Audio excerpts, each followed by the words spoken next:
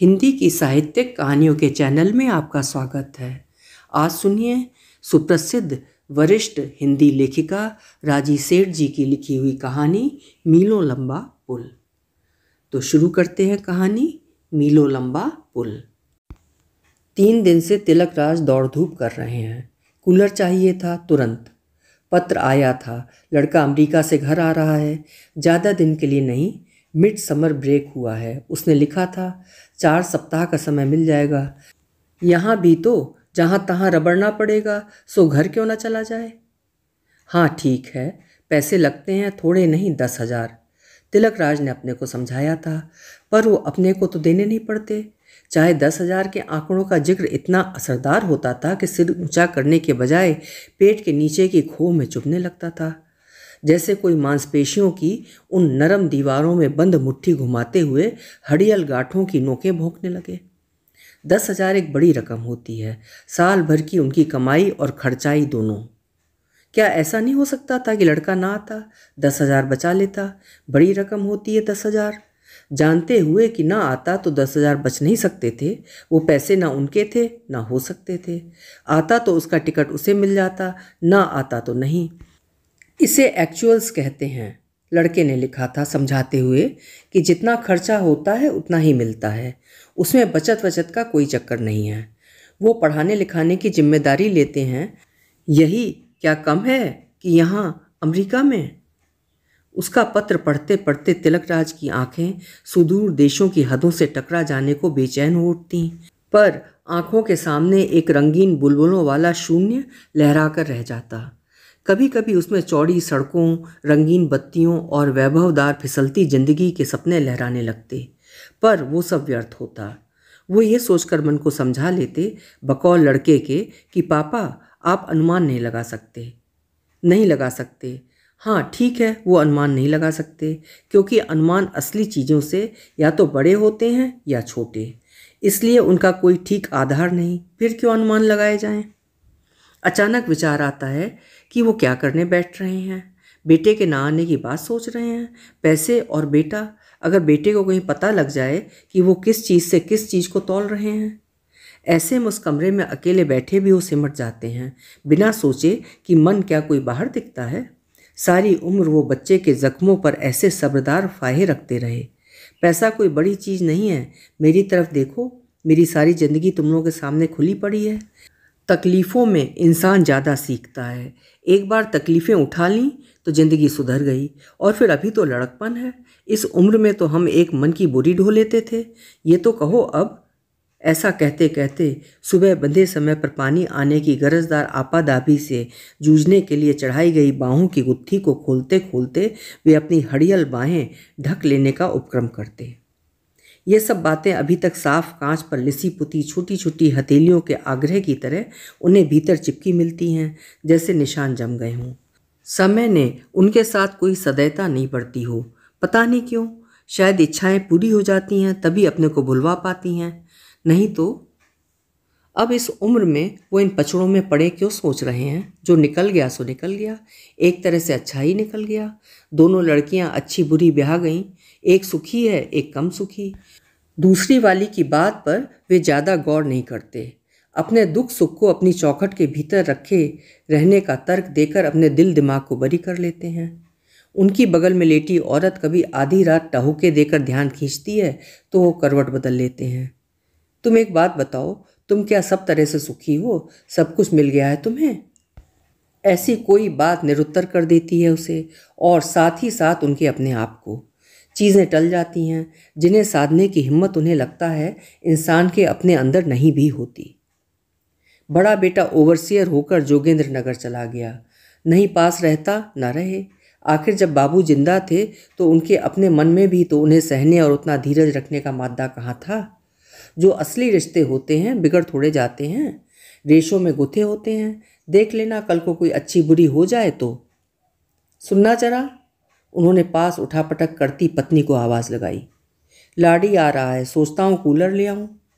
Cooler? उसकी आंखें फटने को हो आईं। लड़का है, आदत बन गई होगी, 4 दिन को आ रहा है, ऐसी लू लपट। वो तो ठीक है, पर यहीं से तो गया है, कोई सुरखाब के पर तो नहीं लग गए। अरे यूनिवर्सिटी ने पैसा दिया, पढ़ लिख गया। पत्नी ने सहारा नहीं दिया। अकेले ही सोचते डोलते रहे। ये भी नहीं समझती, कुछ नहीं समझती। देखा जाए तो ये भी उन बच्चों जैसी एक बच्ची है। कौन कमाती धमाती है कि खर्चने खाने का हौसला पड़े। जिस दिन आज के बच्चे खाने से कल का काम निकाल लेती है, समझती है पहाड़ ढा लिया। कद्दू भी पकाया, कद्दू के छिलके भी, दोनों जून पूरा। ऐसी नज़र से देखेगी जैसे किला फतेह कर लिया हो। फिर चाहेगी मैं पीठ जैसा कुछ ठोकूं, उसे जताऊं कि वो मेरी दुखती गांठों को देख सकती है, समझती है अपने तरीके से। पर अरहर में से चने का दाना दुक्का निकाल कर फेंका ना फेंका क्या फ़र्क पड़ता है। कुछ सोच समझकर वे सुबह सुबह घर से निकल पड़े। दफ्तर खत्म होने के बाद जाने में देरी हो जाती है। दुकानों में मिलने वाली आग्रह भरी ताजगी खत्म हो चुकी होती है। शाम तक दुकानदार गरजमंद नहीं रहता। कपड़े देखकर बात करता है, अकड़ता है। आधा घर आधा दुकान में बटा हुआ। वही क्यों अपने समय को एडजस्ट न कर लें, करते ही रहे हैं। सुबह सुबह बोहनी के समय दुकान के किवाड़ खुलते ग्राहक देवता के दर्शन अलभ्य है। एकदम तरोताज़ा कपड़ों वाला दुकानदार खिलाया। अभी तो उसके बाल भी नहाए गए पानी से चिपके थे, माथे की बजाय कान के नीचे चंदन। लो, ये भी कोई शर्म की बात है। दुकानदार ने झाड़ू लगाते धूल उड़ाते नौकर को बेवजह झिड़क दिया। दिखता नहीं? नौकर मुंह बाए देखता रहा। अभी 1 मिनट पहले ही तो ये हुक्म हुआ था। जी फरमाइए, मैं क्या सेवा कर सकता हूँ। ऐसी लुआबदार मिठास ने उन्हें भीतर तक झकझोर दिया। उसे क्या पता। एक कूलर लेना था। जी हाँ जी, क्यों नहीं। दराज खींची गई और कागज़ों का गट्ठर बाहर आ रहा है। जैनीत, कूलेक्स, समर टाइम, सुप्रीम, ये रही प्राइस लिस्ट। 1800, 2, 3, 2.5। ये वाला एकदम सोफिस्टिकेटेड है, लेटेस्ट, पंप को ऊपर। उन्होंने खुद ही महसूस किया कि वो सुन नहीं रहे हैं। अच्छा सुनिए, सीजन के लिए किराए पर भी तो मिलता होगा। दुकानदार ने अपना पासा फेंका। अरे 4 सीजन के किराए में से तो चीज़ की कीमत निकल आती है। हाँ वो तो है, मेरा मतलब है। दुकानदार आधी भरी बोरी की तरह डहती उनकी काया को बेवजह ढेर होते देख खुद ही सिमट गया। एक अनुभवी ठंडक से बोला, हाँ मिलता क्यों नहीं, पर वो हम नहीं रखते 4 दुकानें छोड़कर। उन्हें लगा गले पर खुरदुरी रस्सी फिराते किन्हीं हाथों ने उन्हें एकाएक राहत दे दी है। लपक कर दुकान की सीढ़ियाँ उतर लिए और ओझल हो गए। इस हड़बड़ी में दाएं पैर के अंगूठे में चोट आई सो फालतू की। टीसती रहती है, ठीक हो जाएगी, क्यों नहीं हो जाएगी। बेटा आ रहा है। छाती को बित्ता भर ऊंचा कर लेने में उन्हें दोहरी सांस खींचनी पड़ी। भरी दोपहरी कूलर के आने और अपने दरवाजे के सामने उतारे जाने को वो अकबकाई सी देखती रही। यहाँ क्यों लाए हो? ये S75 सरकारी क्वार्टर नहीं है? हाँ है। उतरो साहब, पीछे आता है। कूलर S75 सरकारी क्वार्टर। साहब शब्द को हाथ में पकड़े खिलौने की तरह उसने उलट पलट कर देखा। उसके भीतर सर्द होकर बैठी कबूतरी फड़फड़ा कर जागने को हो आई। कुछ बताया तो होगा कहाँ लगाना है। सुस्ताते मजदूरों ने उत्तर देना आवश्यक न समझा। वैसे ही लापरवाह बैठे अपने कंधे पर डाले अंगोछे से अपने मुंह पर हवा करने लगे। वो दौड़कर लोटा भर सुराही का पानी ले आई। लो भाई, कहो थोड़ी खांड डाल दूं? नहीं। वो जवाब उसे खुरदुरा लगा। पानी में घुलकर चट ठंडक में तब्दील हो जाने वाली कच्ची शक्कर की बहुतायत भरी मिठास की कितनी बातें उसे उस समय याद आईं। बाबा गर्मियों में घर के सामने प्याऊ लगा लिया करते थे और लोटा भर भर बांटते थे। अब इन शहरों में सब कुछ खुरदुरा खुरदुरा हो गया है। तभी उन मजदूरों का साहब लपकता आ गया। चेहरा पसीने से तर, तनिक सांवला रंग भूले से ललियाया हुआ, काली टेरेलिन की पैंट पीछे से पसीने के धब्बों में सूखी हुई। भरी दोपहरी में इस धधकते पर शिथिलता भरे रूप को उसने भी जैसे पहली बार देखा। शाम को जो हस्ती घर में घुसती है वो पस्त होती है, आराम और खाने की मांग से अकुलाई हुई। कूलर लग गया कमरे की खिड़की के बाहर लगे छोटे से बरामदे में। कूलर की धुआई सफाई तनिक भी नहीं अखरी। इलेक्ट्रीशियन गया तो दोनों पति पत्नी उसके सामने खड़े हो गए। बटन दबाया और ठंडक का झरना बह आया। पसीने की नमी शीतलता को तिहरा गई। कूलर देखे ना हूँ ऐसा तो नहीं, पर यह सुख कितना नज़दीक, कितना अपना सा लगा। मौसम का मिजाज अपनी मुट्ठियों में कैद। आवाज़ से घर हिल जाता है तो इतनी बिजली भी खर्च होती होगी। पत्नी ने लालच का संवरण करते करते कहा, क्या बंद कर दूं? उसकी आवाज़ दुबलाए इरादे से गूंज भर दी। नहीं, रहने दे थोड़ी देर, आज तू भी हवा खा ले, कल से मत चलाना, फिर लाडी आएगा तब चलाना ही पड़ेगा। पत्नी ने देखा वे खुद वहीं जमे बैठे हैं, नहाने नहीं गए। कमीज उतारकर हथेलियों में हवा के झकोरों जैसे भर भर कर पसीने से तर हो गई बनियाइन थपथपा रहे हैं। कल रात लोहे की बाल्टी में भिगोए और खुले आंगन में रखे तरबूज की 2 बड़ी बड़ी फांकें काट कर वो वहीं ले आई। खाया भी खिलाया भी।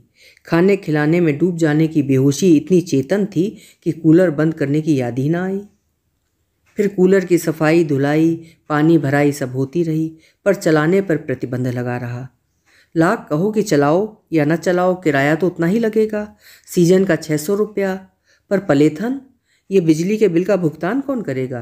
फिर वैसे ही पसीने की धारें चलती। घर के सामने की झुलसी हुई घास वाले मैदान में छिड़काव किया जाता, खरखरी खाटों पर पड़ी दरियां तर की जाती, हाथ के पंखे सिरहाने रखे जाते, 8 आने की बर्फ़ से दूध पानी को खूब ठंडा कर देने वाली कच्ची लस्सी बनती, पर कूलर न चलता। वो खुद भी उससे बचते बचते कमरे में बैठने की जगह चुनते। वो अपने लिए बेगाना पर औलाद के लिए सयाना एक सपना था, जिसका उद्घाटन उस आश्चर्य में होना था जिसे दूर बैठा उनका बेटा लाडी सोच भी नहीं सकता था। वो बाहर गया तो अपनी किस्मत से गया, इसमें उनका क्या है? बर्फ़ लदे देश से आएगा और भट्टी में झोंक दिया जाएगा। तेरा मन करता है ना लाडी, तभी तो तू आ रहा है, नहीं तो तेरे रुतबे को यहाँ छुट्टी काटने की कौन सी मजबूरी है? लाडी आज आने को है। एक कमज़ोर सी कोशिश उन्होंने की, शायद खोसला की गाड़ी उसे हवाई अड्डे लेने चले, पर लगा खोसला को वो कोई बड़ी अहमियत वाली बात नहीं लग रही। तुम तो जानते हो मैं खुद चलाता हूँ और रात को 3 बजे। नहीं ठीक है। साला गाड़ी मांगने की एथिक्स नहीं जानता। लड़का विलायत क्या चला गया, साला अपनी औकात भूल गया। अच्छा हुआ उन्होंने खोसला के मुंह से छूटी फूटकार नहीं सुनी, नहीं तो खोसला के घर के दुख सुख में अपने को परोसने के हजारों प्रसंग जख्मों में बदल जाते। लाडी आया, संयत उत्साह से भरा हुआ, हंसने से अधिक मुस्कुराता हुआ, रंग पहले से खुला हुआ, बाहों की मछलियां अधिक तनी, जिनमें बंधी उसकी माँ भी भीतर बाहर झूल गई। लाडी ने झुककर जब चरण स्पर्श किया था तो उनकी बाहों में जवानी का पूर दौड़ते खून के तनाव की तरह लपलपा आया और हाथों के बंधाव में ठहर गया। लाडी की पीठ को स्पर्शता। उसके बाद उन्हें समझ में नहीं आ रहा था कि क्या करें, कहाँ बैठें। वो भीतर का उमगना उमड़ना, उसे कहाँ रखें, कहाँ समेटें। एक बेगाने आगत की तरह उनका अपना बेटा उनका असावधान अपनेपन से बाहर जा पड़ा था, जिसका अपने से अधिक ध्यान रखना पड़ता था। नहीं तो जब तक वो पढ़ता था उन्होंने कभी उधर ध्यान नहीं दिया। कोल्हू के चक्कों पर जो तेल चढ़ता है उसे ही पेरने में लगे रहे। सुबह जाते शाम को लौटते, शाम को सौदा सुलफ लाते, बाजार करते, छोटी ज़रूरतों पर खींचते, बड़ी को चुपचाप सह लेते। कब्ज के मरीज थे, सुबह पेट की खुशामद करने में जाती, फिर बस की लंबी कतारों के एहसास की हड़बड़ी, विपन्नता और सफ़ेद पोशी की पतली और ख़तरनाक हदों पर खड़े तनाव। हेड क्लर्की की उनकी तख्ती को एकदम देखती अफसरों की बेदर्द टकटकी। कितनी सारी बातें थीं जूझने को। आराम कोई ऐसी चीज़ नहीं है जिसे ज़िंदगी के हालात के बीच कोई आसानी से कमा सकता हो। ऐसा इरादा उनका सालों पहले बन चुका था। वो शायद रिटायर होकर मिलता है जब खून का अपना तापमान अपनी इच्छाओं को ले डूबने को तैयार हो चुकता है। लाडी उनकी नौकरी और सेहत के बारे में सवाल पूछता है और वो झेपते हैं। ऐसा 1-2 साल में क्या बदल जाने वाला है जो अब तक सालों में नहीं बदल पाया? क्या इतनी छोटी सी बात इतनी बड़ी पढ़ाई करने वाले लाडी को समझ में नहीं आती? घर से बाहर रहकर शायद घर के मिजाज को भूल गया है पगला। नहीं तो ये सारे नौकरी और टाइमिंग्स, सर्विस, पेंशन को लेकर ऐसी बातें क्यों पूछता? सरू और नीति क्या आएंगी? लाडी ने हुमक कर पूछा, घर की एकता और आत्मीयता के हक में अपनी लबालब उष्णता जताते हुए। उसका पूछना ठीक है, 2 साल बाद घर आया है। आ जाएंगी जब सुविधा होगा। उसकी माँ समझदार है, कहना बचा गई कि लखनऊ और बेंगलोर का किराया और उनके बच्चों की मिजाज पुरसी जब करने को होगी तभी तो आएंगी। इस साल तो वैसे भी कूलर। लाडी एकदम सहज दिखा, इधर उधर डोलता। अपनी तरह उसने घर की परिक्रमा की, साड़ी के पर्दे के पीछे सीमेंट के तख्तों वाली पुख्ता सरकारी अलमारियों का पर्दा हटा हटा कर मुआयना किया। क्वार्टर के पिछवाड़े मिट्टी के 8-10 फीट के टुकड़े में उगी क्यारियों और पौधों के बीच जमा खड़ा रहा। ललक से कांच से लौटती तीखी तपन कासा आसमान ताकता रहा, जिसके विरुद्ध आग बरसाने वाला गुस्सैल राक्षस का आरोप लगाकर उसकी माँ उसे भीतर लौटा लाई। एक अदेखा दबाव उसे नहाने धोने, खाना खाने और अंततः ठंडक में आराम करने की जरूरत के आसपास ढकेलता रहा। रूप बदल बदल कर कि वो रातों को जागा है, 22 घंटे के उस कुर्सी पर बंधे देह तोड़ सफ़र में आराम कहाँ। कच्चे आम का पना देखकर उसकी बाँछें खिल गईं। ओह माँ, वहाँ कहाँ नसीब है। दूध और जूस के दरिया बहते हैं, पर यह हरे पुदीने की महक वाला पना। उत्साह में उसके पास बैठी माँ के घुटनों को अपनी हथेलियों में दबोच लिया। माँ भीतर तक उमगा आई, पर पास ही बैठे हुए मन ही मन झूरते रहे। कितना मुश्किल है अब कोई पुल बनाना, घुटनों और हथेलियों के बीच इतना ही सीधा और सरल, बिना किसी खास बात या हड़बड़ाहट के, जबकि वो खुद तो वक्त की चिनाई में भीतर कहीं दफन हो चुका कोई छोटा सा आवेग उचक कर उनके गले में एक ठीकरा सा बनकर चुभने लगा। अपना हरे पुदीने की महक वाला गिलास उन्होंने ना करते लाडी के गिलास में पलट दिया। इससे अधिक अब वो कर भी क्या सकते थे। छुट्टी, खाने के बाद की दोपहर, पर्दों की आड़ से हथियाया हुआ अंधेरा और घर घर करते कूलर की घुमड़न, कमरा ठंडा, सांस ठंडी, लू के झपाटे अपमानित आगत की तरह कहीं दरवाजे के बाहर खड़े। वो अब जरूर कूलर की बात करेगा, इसका होना घर में एक बड़ा प्रसंग है। लाडी जब पढ़ता था तो उसकी माँ हाथ में पंखा गीला करके धीरे धीरे हवा करने बैठती थी और दीवार से ऊँग जाती थी। लाडी खींच जाता था, माँ ये छत का पंखा है ना, और वो आग उगल रहा है, सो इसे कम से कम गीला तो कर सकते हैं, कहकर वो नए उत्साह से पंखा झलने लगती। लाडी तब उसे माँ का दुराग्रह समझकर स्वीकार कर लेता था। मैंने सोचकर प्रोग्राम बनाया था कि छुट्टी के दिन घर पहुँचूँ, आप घर रहेंगे, खूब जमकर बैठेंगे। हाँ वो तो है, वो अनमने से बोले। इस कथन में देह की हड्डियों तक को सेक देने वाली जो आँच थी उसे ग्रहण किए बिना, क्योंकि दिल दिमाग कहीं और था। बेटे के लिए, खास बेटे के लिए कुछ खास जुटा पाने का गर्व। इस समय वो आदान प्रदान के दूसरे छोर पर खड़े थे। अब अपने मन की बात चलाकर बात करना पता नहीं क्यों उन्हें गवारा नहीं हो रहा था। एकदम ओछी बात, जैसे कोई त्वचा में चाकू घोंपकर अपने रक्त का रंग दिखाने के दिखावे पर उतारू हो। अपने लिए खाट पर बिछाई सफ़ेद चादर और कोरे गिलाफ में बंद तकिए पर लाडी पसर गया। पहले पास में ही चटाई पर माता पिता के लेटे होने पर उसने उज़्र किया, पर विरोध होता देख मान गया। मैंने सोचा था शायद बड़े भैया भी आ गए होंगे। वो क्या सोच रहा है ये तो इस कहने से साफ ही था। सोचा तेरे आने के बाद भी खबर हो जाएगी, फिर वो तो अपनी मर्जी से आता जाता है, हमने तो सालों से आशा ही। अपनी अपनी मजबूरियां होती हैं माँ, होती भी हैं नहीं भी होती। इस बार वे बोले। अपने खून के ताप को महसूस करने को भी बोझ पड़ने लगे तो हो गया। खैर कुछ हमारा ही खोट होगा। एक खामोशी सी हवा में टंग गई, अपने अपने मन में अपनी अपनी तरह व्याप्त। वे सोचने लगे, लाडी माफ़ कर पाता है क्या इसलिए कि वो इस घेरे से बाहर हो गया है, या इसलिए कि वो खुद अपनी पीढ़ी के उन्हीं सवालों के बीच बिंधा है, या वो यूं ही दिलासा दे रहा है। अगले ही क्षण लगा ये सब सोचने की जरूरत नहीं रही। लाडी की सांस धीरे धीरे सम होती जा रही है। नींद सा तो था ही, कुछ श्रांत भी, सोने को हो आया। बात का सिरा बाहर से ही नहीं भीतर से भी उन्होंने दरकिनार कर दिया। क्या रखा है इस पोस्टमार्टम में, कोई आए कोई जाए, वक्त को अपनी राह गुजरना है। लाडी जब सोकर उठा तो सांझ के 6 बजने को हो आए थे। मई की सांझ का सूरज तब भी अपनी अकड़ में दिखता था। आंखें मलते देख चौकन्नी रही आई माँ ने कहा, चाय, मिल्कशेक, क्या आदत है।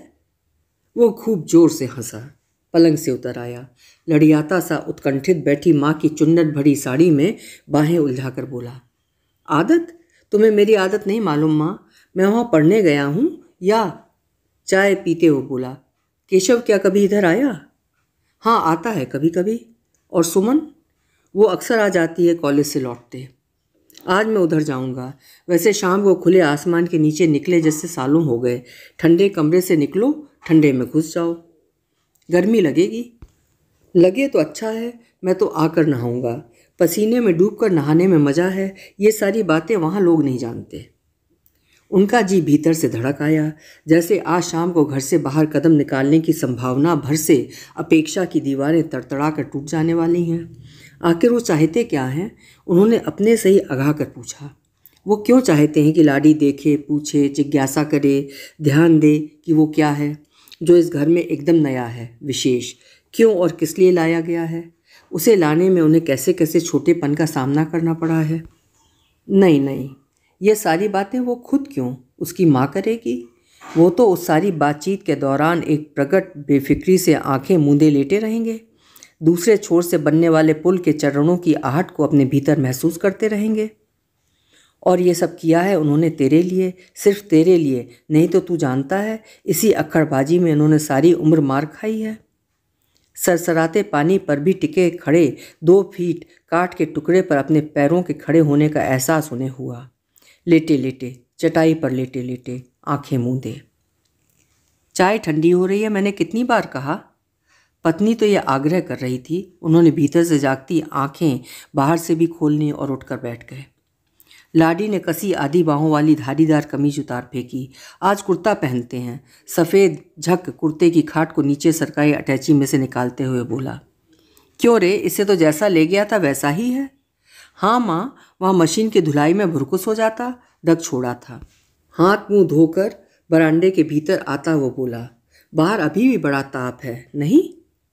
उनके कान टंग गए, पर वो अब किसी पुराने गाने की धुन गुनगुनाने लगा था। वहाँ उसी कमरे में खड़े खड़े उसी पुराने अंदाज में उसने कमर पर तौलिया लपेटकर पैंट सरकाया, पजामा चढ़ाया और कुर्ता पहनकर दीवार से लगी काठ की कुर्सी पर बैठ गया, जिसे उन्होंने दफ्तर में फर्नीचर की नीलामी के समय खरीदा था। वहाँ बैठे उसने अपने एक बाँह आगे बढ़ा रखी थी, जिसकी सीध में कूलर की हवा का झकोरा बाँह को काटता आगे दौड़ता चला जाता था। और सुना, पत्नी मगन थी। यहाँ तो चैन ही चैन है, ऐसी फुर्सत भरी दोपहरी वहाँ कभी नहीं मिलती। वो प्रफुल्ल था। कुर्सी से उठकर अपने निहायत परिचित अंदाज से वो कंघे को गीला करते अपने रूखे बालों में कंघी फिराने लगा। पल भर के लिए मुंह उठाकर उन्होंने दीवार पर लगे उस पुराने शीशे पर गौर किया कि क्या वो उस पर गौर कर रहा है या नहीं। देर हो सकती है माँ। उसका ध्यान कहीं और था, शायद किन्हीं दूसरी चार दीवारियों में, जहाँ प्रतीक्षा का कोई विशेष अर्थ होता है। क्यों? लाडी ने माँ को अर्थ भरी निगाह से देखा। खाने तक तो आ ही जाएगा ना? हाँ भाई, पता नहीं ठीक से। मुझे तो कुछ नहीं, तेरे पापा को बुरा लगेगा, जानता नहीं तेरे लिए उन्होंने। वो अदबदाए। पत्नी के पैर के अंगूठे को उन्होंने बीच में कहीं दाब दिया, टोकते हुए। बात मुड़ गई। जल्दी क्या है, मैं कल चला जाऊंगा इत्मीनान से। अभी जरा देर में बाहर खाट डालकर बैठते हैं खुले में। नहीं नहीं, तुम जाओ, ऐसा क्या है? उनका स्वर दबा हुआ था। वो समझ ही नहीं पा रहे थे कि इतना भड़बड़ाते, ऐसी फर्न फर्न हवा फेंकते इस भारी भरकम अंजर पंजर को कैसे घर का पुराना हिस्सा समझे बैठा है। आखिर कैसे? इसके होने को अगर वो आज ही महसूस नहीं कर पाया तो आगे क्या कर पाएगा, और कभी नहीं जान पाएगा कि उन्होंने इसे उपलब्ध कराने के लिए कैसी कैसी। लाडी गया तो वे बाहर मैदान में खरखरी खाट पर पसर लिए, मार खाए खिलाड़ी की तरह, अपनी ही अपेक्षाओं से घायल, लस्त पस्त। उन्हें लगा वही, बस वही अच्छा था जब उनके नाक, कान, आँख सब अपने पर नहीं, लाडी पर थे। अभी आप सुन रहे थे राजी सेठ जी की लिखी हुई कहानी मीलों लंबा पुल। कहानी आपको कैसी लगी कमेंट बॉक्स में लिखकर बताइएगा। फिर मिलेंगे। आपका समय शुभ हो।